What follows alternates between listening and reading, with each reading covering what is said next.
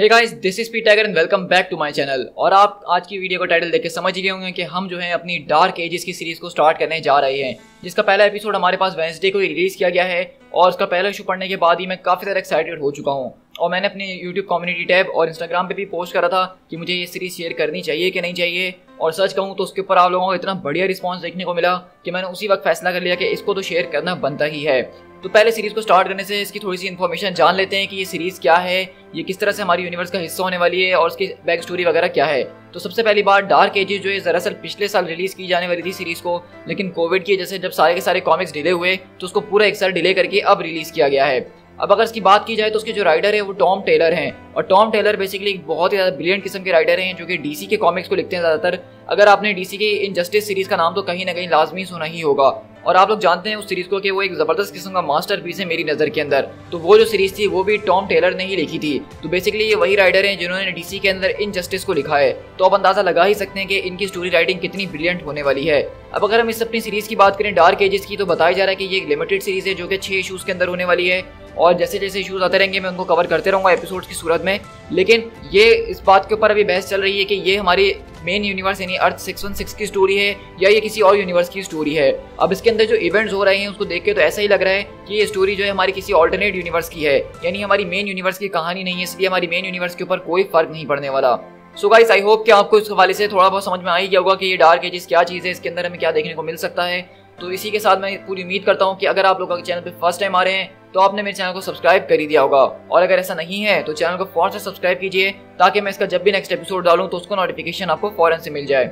So guys, this is P tiger. चलिए बिना किसी और बात के इस वीडियो को शुरू करते हैं।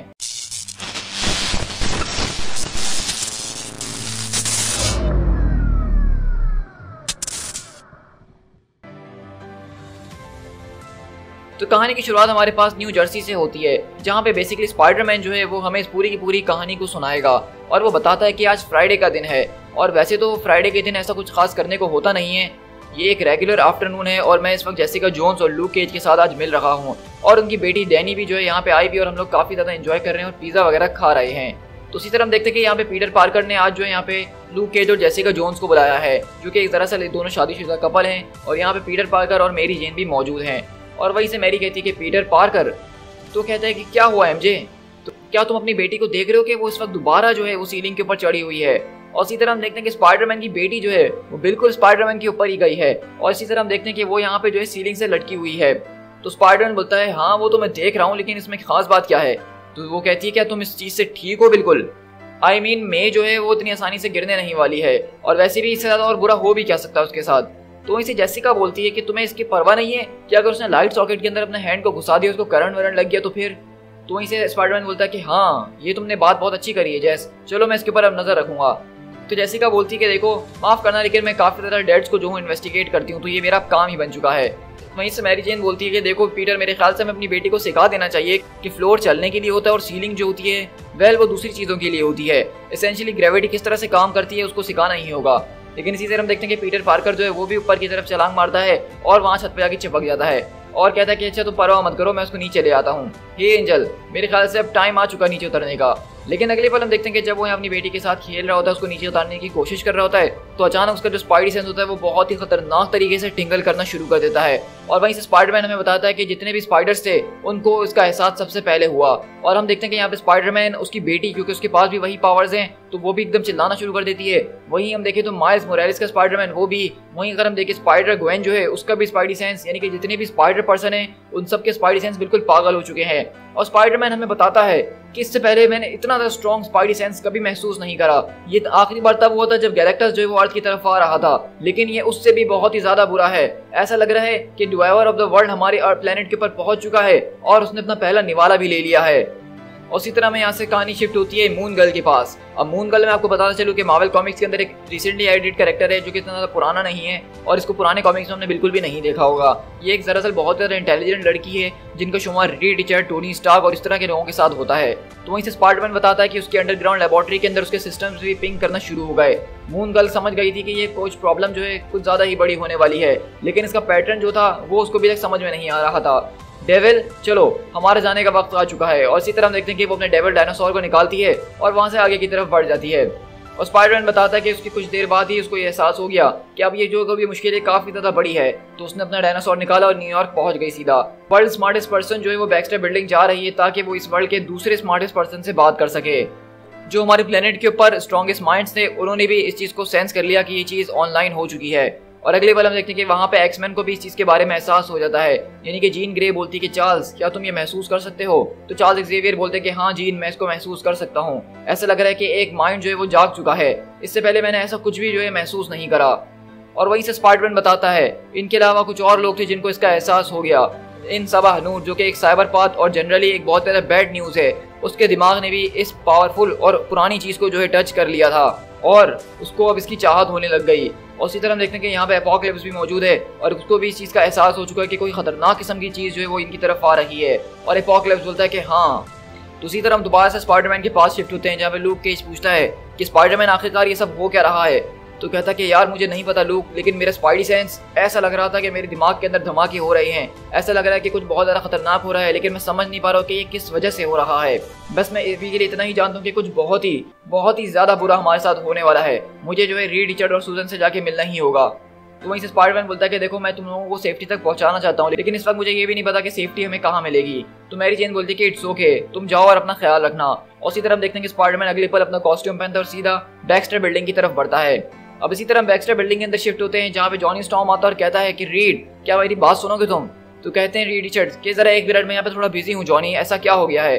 तो जॉनी बोलता है कि नहीं कुछ खास नहीं, लेकिन हमारी पार्किंग लॉबी के अंदर एक डायनासोर पार्क हुआ है। और इसी तरह हम देखते हैं कि वहाँ पे रीड रिचर्ड जो है वहाँ पे आते हैं मून गर्ल के पास, लेकिन अचानक दोबारा से उनको जो है वो ट्रिमर महसूस होता है और पूरी की पूरी जमीन हिलना शुरू हो जाती है। तो रीड रिचर्ड बोलते हैं कि आखिरकार ये क्या था? तो वहीं से हम देखते हैं कि बेसिकली मून गर्ल यहाँ पे वैलेरिया के साथ मौजूद होती है और वो ये सारी की सारी चीजें डिस्कस कर रहे होते हैं। तो रीड रिचर्ड बोलते हैं कि मून गर्ल, वैलेरिया, ये सब हो क्या रहा है? तो वैलेरिया बोलती है कि डैड आपको ये चीज़ देखनी ही होगी। तो वहीं से वैलेरिया बताती है कि देखिए ये जो ट्रूमर्स हमारे पास आ रहे हैं टेक्टोनिक प्लेट की शिफ्ट की वजह से नहीं हो रहे हैं, बल्कि ये कुछ ज़्यादा ही शॉर्ट हैं। तो रीड रिचर्ड बोलते हैं कि इनको ट्रूमर्स को देख के तो मैं ये अंदाज़ा लगा के कह सकता हूँ कि ये हमारे सरफेस से नहीं आ रहे हैं, बल्कि ऐसा लग रहा है कि ये तो ज़मीन के अंदर से आ रहे हैं। तो वहीं से मून गर्ल बोलती है कि आप बिल्कुल ठीक कह रहे हैं, जो मेरा अंदाजा उसके मुताबिक हमारे ऊपर अटैक किया जा रहा है, लेकिन अर्थ के अंदर से। तो वहीं से वैलेरिया बोलती है कि डैड मेरे हिसाब से ये दुनिया खत्म हो रही है।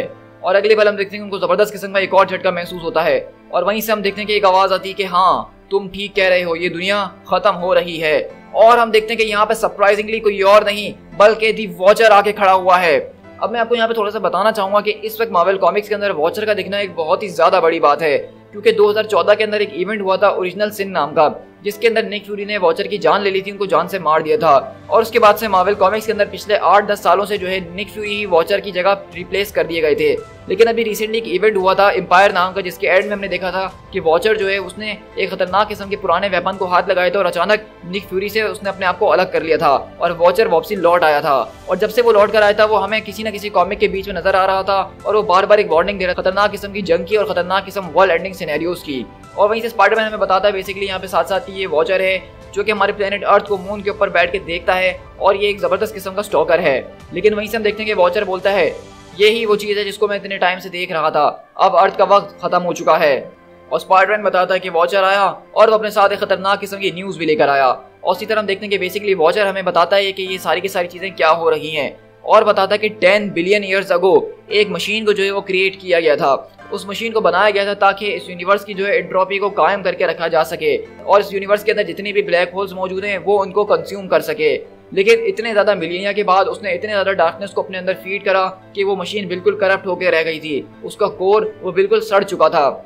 और उस मशीन का नाम अनमेकर था। अनमेकर बहुत ज़्यादा टेंटेड और वाइल्ड हो गया था, वो हर एक चीज़ को जो है अनमेड कर रहा था, क्योंकि अब उसके पास ये पावर मौजूद थी कि वो किसी भी चीज़ को बर्बाद कर सकता था।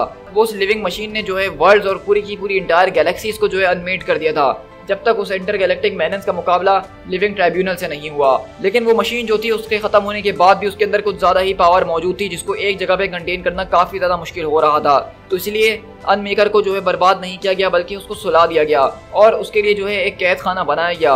और उस वक्त 10 बिलियन ईयर्स अगो पहले एक नई दुनिया जो है वो फॉर्म हो रही थी और लिविंग ट्राइब्यूनल ने उसको उस दुनिया के अंदर कैद कर दिया। और अनफॉर्चुनेटली वो दुनिया कोई और नहीं बल्कि अर्थ थी। तो हम देख रहे हैं कि दरअसल हमें बताया जा रहा है कि यहाँ पे इतने टाइम से अर्थ के नीचे एक खतरनाक किस्म की बीइंग है जो कि इतनी ज़्यादा पावरफुल है कि वो अपने एक हाथ के इशारे पे पूरी की पूरी गैलेक्सीज और वर्ल्ड्स को बर्बाद कर सकती है। और उसको हराने के लिए सिर्फ एक ही इंसान था जो कि काम आ पाया था, वो लिविंग ट्राइब्यूनल था।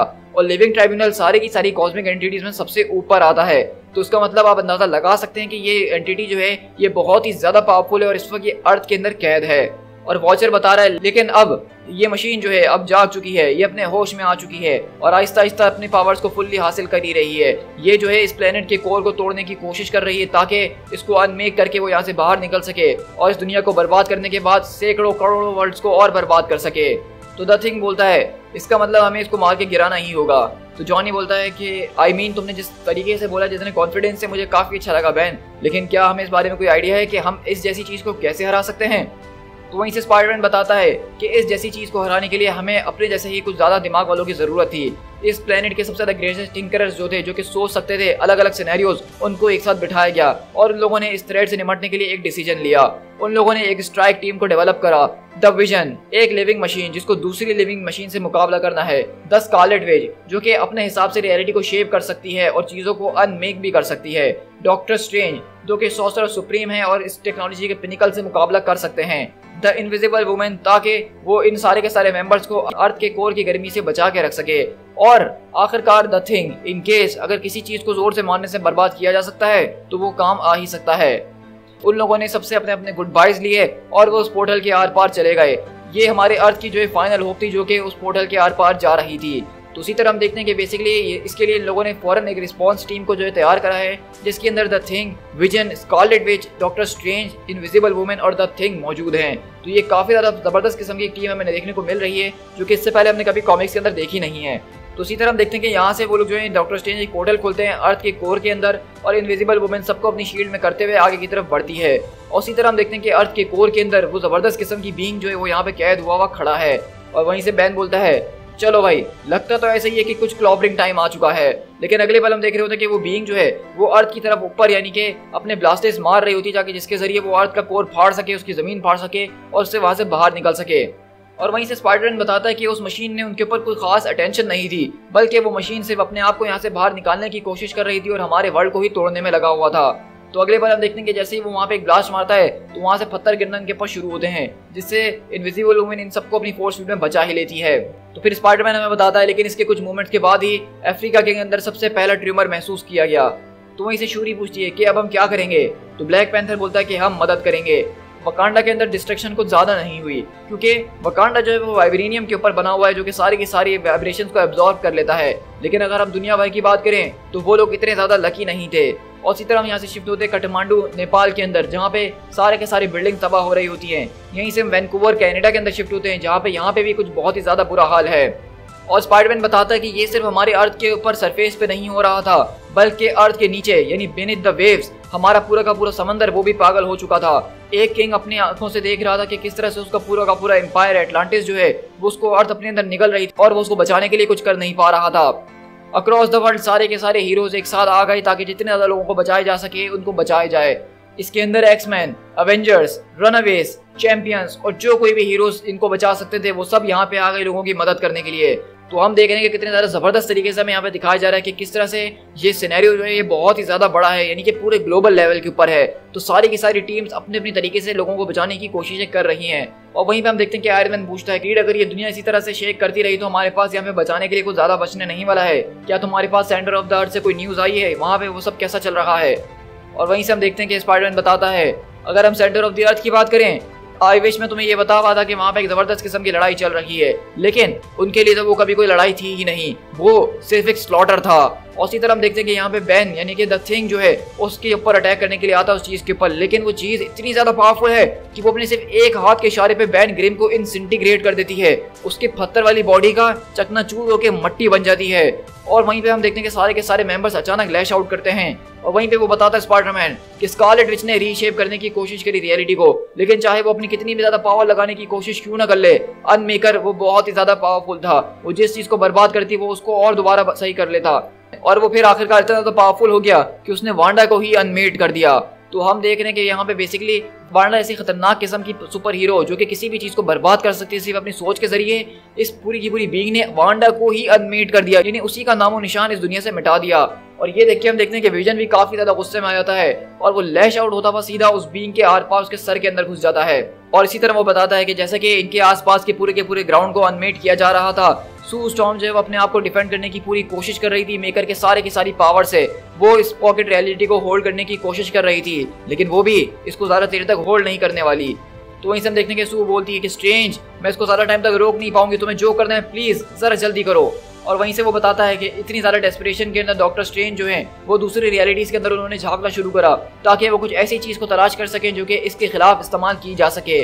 और आखिरकार उनको एक वेपन मिल ही गया। उन्होंने एक पोर्टल खोला एक ऐसी डायमेंशन का जहाँ पे कोई इलेक्ट्रिसिटी काम नहीं करती है। ये रेल ऐसी है जहाँ पे एक तरह का इलेक्ट्रोमैग्नेटिक पल्स जो है उस रेल के हार्ट के अंदर चल रहा होता है। लेकिन वो खतरनाक किस्म की इलेक्ट्रिकल बीइंग उसने इस बात को रियलाइज कर लिया था कि यहाँ पे स्ट्रेंज क्या करने की कोशिश कर रहा है और इसलिए वो पूरी तरीके से लैश्ड आउट हो गया। और उसी तरह हम देखते हैं कि वहाँ पे जो अनमेड होता है अपने जबरदस्त किस्म के टेंटिकल से अटैक करता है और यहाँ पे जो है सू की शील्ड्स को भी तोड़ते हुए वो सीधा डॉक्टर स्ट्रेंज के सीने के अंदर आर पार कर देता है अपने वेपन को। और वहीं से वो बताता है अनमेकर ने डॉक्टर स्ट्रेंज की जान ले ही ली थी, लेकिन उस ईएमपी ने अपना काम भी कर दिया था और अनमेकर का काम तमाम कर दिया गया। तो उसी तरह हम देखते हैं कि बेसिकली डॉक्टर स्ट्रेंज ने यहाँ पे जबरदस्त किस्म की एक ट्रिक चली है और वो ये है क्योंकि वो जानते हैं कि ये चीज जो है पूरी की पूरी इलेक्ट्रिसिटी के ऊपर चल रही है, तो उन्होंने एक ऐसी दुनिया का पोर्टल खोल दिया जहाँ पे कोई भी इलेक्ट्रिसिटी काम नहीं करती है, एक तरह का ईएमपी। और हम देखते हैं कि जैसे ही वो पोर्टल खुलता है ईएमपी का, तो उसके साथ ही जो है वहाँ पे अनमेकर का काम तमाम हो जाता है क्योंकि विदाउट इलेक्ट्रिसिटी वो सिर्फ एक बेजान बॉडी है। लेकिन हम देखते हैं कि यहाँ पे अनमेकर ने अपने मरने से पहले डॉक्टर स्ट्रेंज का काम तमाम कर दिया है। और वहां से सूजन बोलती है कि स्टीवन अपने आप को संभालो, तो कहते हैं सब ठीक है, आखिरकार हमने ये सब कर दिया है, जाओ सूजन तुम अपनी जिंदगी जियो। और इसी तरह डॉक्टर स्ट्रेंज अपनी आखिरी सांस ले रहे होते हैं और सूजन स्टॉर्म को एक पोर्टल खोल के वापसी उसके घर भेज देते हैं। लेकिन अब जैसा कि डॉक्टर स्ट्रेंज मर चुके थे और उन्होंने मरने से पहले उस पोर्टल को बंद नहीं करा, तो वो पोर्टल हमेशा के लिए खुला ही रह गया। वो कांस्टेंट ईएमपी के झटके जो थे वो बहुत ही ज्यादा बढ़ते गए और वो इतने बढ़ गए कि वो हमारे पूरे के पूरे प्लेनेट के ऊपर छा गए। उसने हमारी पूरी की पूरी अर्थ को एक डार्कनेस के अंदर भेज दिया। लिटरली हमारे आंखों के सामने आसमान जो है वो गिरता हुआ नजर आ रहा था। तो हम देख रहे हैं कि बेसिकली यहाँ पे डॉक्टर स्ट्रेंज जैसा कि वो मर चुके हैं इस अटैक के दरमियान, तो उन्होंने जो पोर्टल खोला था ईएमपी की दुनिया का वो हमेशा के लिए खुला ही रह गया और उसको बंद करने के लिए कोई वहां पे मौजूद नहीं था। तो उसी के जैसे हम देखते हैं कि ये ईएमपी के झटके जो है वो पूरी की पूरी अर्थ के ऊपर फैल चुके हैं और जितनी भी इलेक्ट्रॉनिक डिवाइसेज है सब बर्बाद हो रही हैं। और उसी तरह हम देखते हैं कि यहाँ पे हेलीकैरियर को दिखाया जा रहा होता है कि अब उसकी भी बिजली चली गई और वो भी क्रैश लैंड कर रहा है और निक फ्यूरी बोलते हैं कि हिल आखिरकार ये सब हो क्या रहा है। और उसी तरह हम देखेंगे यहाँ पे आयरन मैन जो कि आसमान के ऊपर उड़ रहा होता है वो जाके एक जबरदस्त किस्म के जहाज से टकराता है और हम देख सकते हैं कि उसकी टांग भी टूट चुकी है और वो भी यहाँ पे क्रैश करता हुआ गिर रहा है। और स्पाइडरमैन बताता है कि हर चीज रुक चुकी थी, सुपर पावर्ड सूट्स हों या स्विचेस हों या फिर वो मशीनें हों जो कि लोगों को जिंदा रखती हैं या फिर आर्टिफिशियल लाइफ, वो सारी की सारी चीजें जिनके अंदर इलेक्ट्रिसिटी इस्तेमाल होती है वो सब रुक चुकी थी। और इसी तरह हम देखते हैं कि यहाँ पे बेसिकली विव जो है वो भी गिर चुकी होती है क्योंकि वो एक रोबोट है। कुछ लोग यहाँ पे तड़प रहे हैं क्योंकि उनके हार्ट के अंदर एक मशीन लगी हुई थी उनको जिंदा रखने के लिए। आयरन मैन का सूट बंद हो चुका है, एंटमैन अपने सूट को वापसी अब छोटा नहीं कर सकता है। और इसी तरह स्पाइडरमैन बताता है कि सिर्फ यही नहीं बल्कि मेरे वेब शूटर्स वो भी बिजली के ऊपर चलते हैं और अचानक वो भी बंद हो गए। मैं वापसी लौट के घर ही आ रहा था एमजे और मे के पास, लेकिन अचानक मेरे जो वेब शूटर्स उन्होंने काम करना बंद कर दिया और मैंने अपनी आंखों के सामने देखा कि किस तरह वो पूरी की पूरी बिल्डिंग जो कि मेरा घर हुआ करता था वो भी इस सब के दरमियान गिर चुका है। मुझे कभी उनको छोड़ के जाना ही नहीं चाहिए था। और इसी तरह हम देखते हैं कि स्पाइडरमैन बेसिकली यहाँ पे बहुत बुरी तरीके से जमीन के ऊपर गिरता है और उसका सूट वूट सब फट चुका है, लेकिन जिस बिल्डिंग के अंदर एमजे वगैरह मौजूद थे वो पूरी की पूरी बिल्डिंग यहाँ पे गिर के तबाह हो चुकी है। और स्पाइडरमैन चिल्लाता है एमजे मैं। और हम देखते हैं कि यहाँ पे जेसिका जोन्स और लूक केज बच चुके होते हैं और वो बताती है कि पीटर एमजे वो हमारे साथ ही थी। और लूक बताता है कि वो सारे के सारे लोगों को निकालने में मदद कर रहे थे, लेकिन तभी अचानक पूरी की पूरी बिल्डिंग बैठ गई पीटर। तो वहीं से स्पाइडरमैन बोलता है कि जेस लूक मेरी मदद करो, प्लीज मेरी मदद करो। तो जेसिका बोलती है कि पीटर अपने आप को संभालो। तो स्पाइडरमैन बोलता है कि मेरी मदद करो डैमेट, मेरी मदद करो। और इसी तरह हम देखते हैं कि स्पाइडरमैन वहां पे सारा का सारा मलबा हटाना शुरू करता है और अचानक वो देखते और कहता है कि माय गॉड। और वो बताता है कि ये दुनिया जरूर अंधेरे में जा चुकी थी, लेकिन अभी भी इस दुनिया के अंदर थोड़ी सी रोशनी बाकी जरूर थी। और इसी तरह हम देखते हैं कि बेसिकली स्पाइडरमैन की जो बेटी है मे, जो कि मेरे हिसाब से शायद 1 या 2 साल की होगी, उसने इस पूरे के पूरे मलबे को अपने कंधों के ऊपर उठाया हुआ है और वहां पे स्पाइडरमैन की सारी फैमिली को बचा लिया है। तो आप अंदाजा लगा सकते हैं कि स्पाइडरमैन की बेटी के पास भी सेम उसी तरह की जबरदस्त किस्म की सुपर स्ट्रेंथ मौजूद है जो कि पीटर पार्कर के पास है। और ये देख के एमजे बोलती है हे देयर टाइगर, कैसे हो तुम। तो स्पाइडरमैन वहां पे रो रहा होता है बहुत बुरी तरीके से और बोलता है हे देयर मेरी जेन, क्या तुम ठीक हो? और इसी तरह हम देखते हैं कि बेसिकली ये जो सारी की सारी कहानी हमें स्पाइडरमैन बता रहा था, अब हम उसके पास शिफ्ट होते हैं, यानी कि फ्यूचर के अंदर। और वो बताता है कि 7 साल पहले जिस दुनिया को हम जानते थे वो खत्म हो चुकी है, लेकिन हमने एक नई दुनिया बनाई है, एक ऐसी दुनिया जिसके ऊपर हमें बहुत गर्व है।